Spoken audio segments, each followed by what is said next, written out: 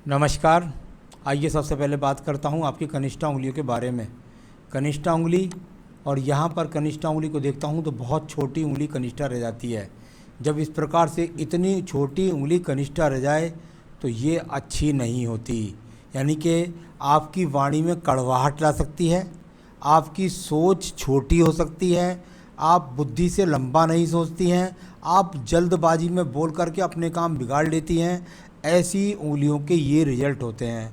तो बहुत सावधान रहना है आपको, अपनी वाणी पर नियंत्रण रखना है, जल्दबाजी पर नियंत्रण रखना है, और ज़्यादा बोलने पर भी नियंत्रण रखना है, और घर वालों से संपर्क साधने में बहुत सतर्क रहना होगा, क्योंकि बहुत मुश्किल हो जाएगा आपको अपने आप पर नियंत्रण रखना।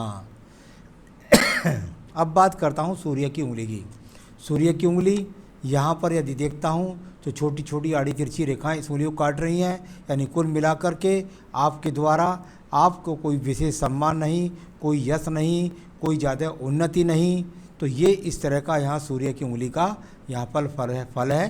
तो आपको ध्यान रखना है, आप सामान्य इस रूप से अपने घर वालों को कोऑपरेट करके चलें। अब बात करते हैं यहाँ पर आपकी शनि की उंगली के बारे में। शनि की उंगली रोग के लिए जानी जाती है, और साथ ही साथ जाती है धन की स्थिति को। जब ये 4 पर्वतों में बदल जाती है, इस तरह से कट के 5-6 पर्वतों में बढ़ जाए, तो स्वास्थ्य के अंदर आपके इस समय वर्तमान में शरीर में कोई बड़े रोग के संकेत को दिखलाती है। साथ ही साथ यहाँ पर धन की स्थिति भी बहुत ज़्यादा मजबूत नहीं। कुल मिलाकर के आपके पास सामान्य रूप से धन का सहयोग आपको मिलता है। तो ऐसी स्थिति। अब आइए बात करता हूँ बृहस्पति की उंगली की। बृहस्पति की उंगली यहाँ पर इसके भी व्यवहारिक पर ये मोटा कट ये बहुत अशुभ माना जाता है। यहाँ इस प्रकार की जब स्थिति हो, थर्ड पर भी कुछ कट के निशान हो, तो संतान में और साथ ही साथ पति दोनों के में बहुत ज़्यादा परेशानियों का सामना होता है। यानी कुल मिलाकर संतान हो तो बहुत कष्ट से हो, साथ ही साथ पति के साथ वैचारिक मतभेद दर्शाने वाली ये उंगली भी यहाँ पर मौजूद है। अब बात करता हूँ मैं बुध के पर्वत के बारे में। बुध का पर्वत जहाँ जाना जाता है संतान सुख के लिए, वहीं कुछ आड़ी तिरछी रेखा भी साइड से भी आ रही है। तो कुल मिलाकर के पत्नी के साथ पति के साथ थोड़ा वैचारिक मतभेद। जहाँ तक धन की स्थिति है वो सामान्य रूप से धन की स्थिति है, और संतान सुख के लिए तो बृहस्पति पर्व यहाँ ठीक नहीं था, और आगे भी पर्वत कई पीड़ित हैं, तो उसके में तो दिक्कत आपको आनी है। अब बात करता हूँ यश के पर्व की। यश का पर्व जाना जाता है ऊंचाइयों के लिए, सम्मान के लिए। यदि यहाँ बात करता हूँ तो आप यदि कोई राज्य सरकार से जुड़ी हुई जैसे आशाओं की नौकरी होती है या संविदा की जॉब होती है, यदि उसको करना चाहेंगी तो उससे आपको लाभ मिल सकता है। चलिए अब बात करते हैं आपके शनि पर्व की। शनि पर्व पर काफ़ी रेखाएं एक दूसरे को काट करके यहाँ पर मौजूद है। यानी कि जो अगर देखते हैं तो आपके पास में जो धन की स्थिति है वो बहुत ज़्यादा मजबूत नहीं है। साथ ही साथ शनि पर्वत यहाँ दबा हुआ है, तो रोगों से संबंधित, और मैंने कई बार देखा है कि गर्भ से रोगों से संबंधित भी यहाँ पर इस स्थिति को जाना जाता है। इसके बाद बात करूँगा मैं आपके बृहस्पति के पर्व से। बृहस्पति पर्व से वो मेधावी रेखाएं हैं जो आपको कह रही हैं कि आप कैसी भी स्थिति में हैं, आपको निश्चित रूप से अगर थोड़ा सा प्रयास करें, थोड़ा सा बृहस्पति को मनाएं, तो आपकी वो चीज़ें ठीक हो सकती हैं, और उस पूजा पाठ को आप भी कर सकती हैं। चलिए इसके बाद बात करते हैं हृदय रेखा की। देखिए पति से संबंधों के लिए, संतान के सुख के लिए हृदय रेखा को जाना जाता है। ये हृदय रेखा आपकी एक तरह से रस्सी रूप में बुनी हुई है। हृदय रेखा जब रस्सी रूप में हो तो हृदय से संबंधित कौन होते हैं? पति। हृदय से संबंधित कौन होते हैं? संतान। तो हृदय से संबंधित लोगों का सहयोग न मिलने का आपकी इस पूरी रेखा पर बहुत अशुभ चिन्ह विराजमान है, जो आपको आपके शरीर में रोगों को भी निमंत्रण लगातार वर्तमान में भी दे रहे हैं। अब बात करता हूं मैं आपकी यहाँ पर सीधा सीधा मंगल पर्वत की रेखाओं के बारे में। प्रथम मंगल पर्वत यहाँ से अपनी तरफ से शरीर से मेहनत करती हैं, कर्म करती हैं, इसमें कोई शक नहीं है। किसी भी प्रकार से आलसी नहीं है, जीवन में उन्नति भी चाहती हैं, संतान सुख भी चाहती हैं।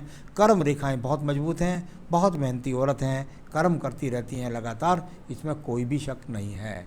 अब बात करता हूँ आपकी बुद्धि रेखा को।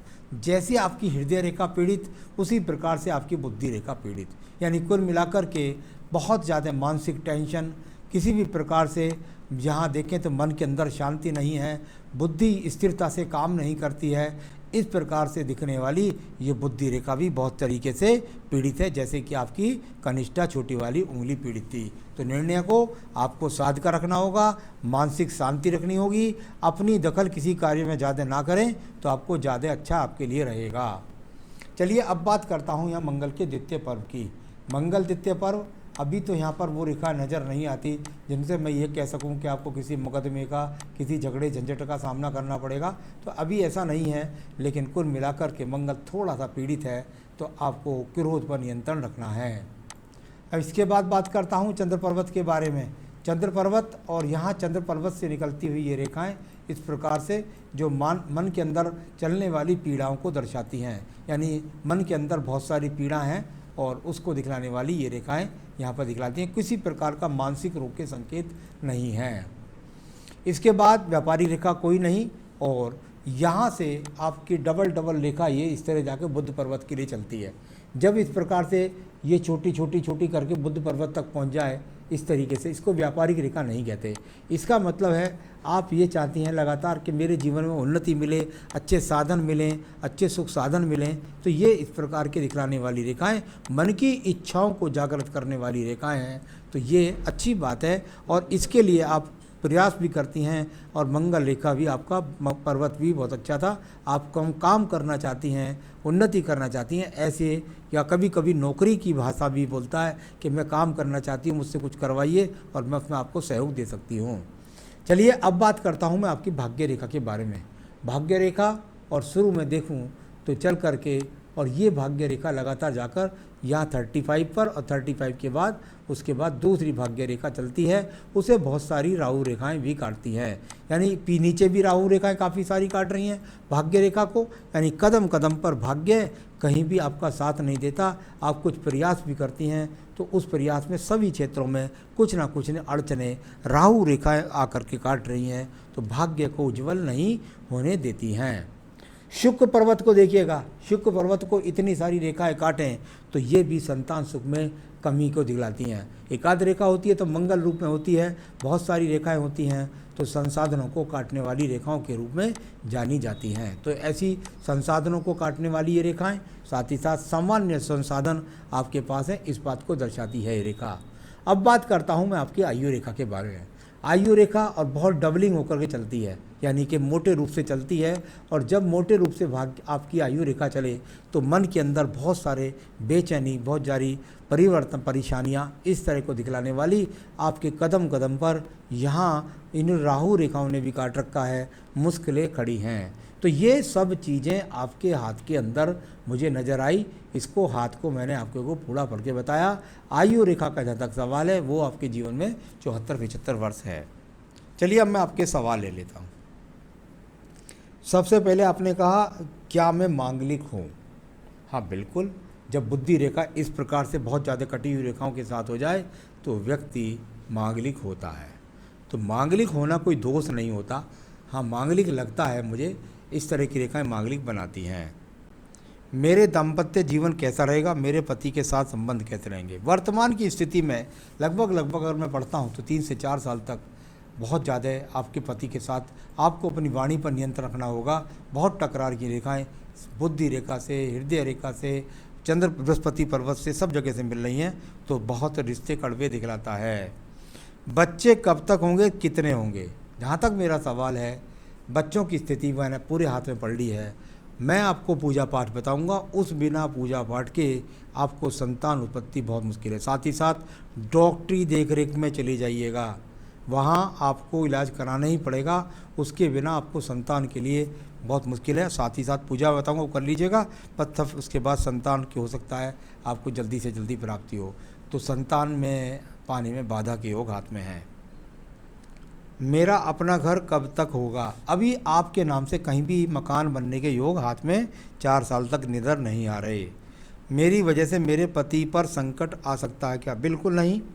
आपका भोग्यकाल आपको परेशान करता है, आपका भोग्यकाल आपके पति को परेशान नहीं करता। क्या मेरा डाइवोर्स होगा या दूसरी शादी होगी? बिल्कुल भी नहीं। डाइवोर्स के कहीं भी कोई चिन्ह नहीं मिले। पति से वैचारिक मतभेद के बहुत सारे चिन्ह मिले हैं, उनको मैं उपाय बताऊंगा, आप ठीक कर लीजिएगा। आयु आपकी मैं बता ही चुका हूँ। मेरे पति पे झगड़ा रहता है, ये मैंने बता ही दिया। शादी टूटने तक चली जाती है, चिंता ना करें, तलाक नहीं होगा, और उसको ठीक करने का उपाय मैं आपको बता दूंगा।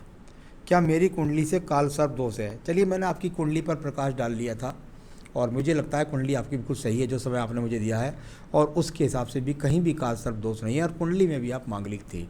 तो कुल मिलाकर के आपकी सभी रेखाओं, सारे पर्वतों, सभी चीज़ों को मैंने पढ़ा, और अब मैं आपको उपाय बताऊंगा आपके पति से अच्छे संबंध रहने के लिए, साथ ही साथ धन के अच्छा आगमन बनने के लिए, और साथ ही साथ आपको संतान सुख प्राप्ति करने के लिए। क्या करना है आपको?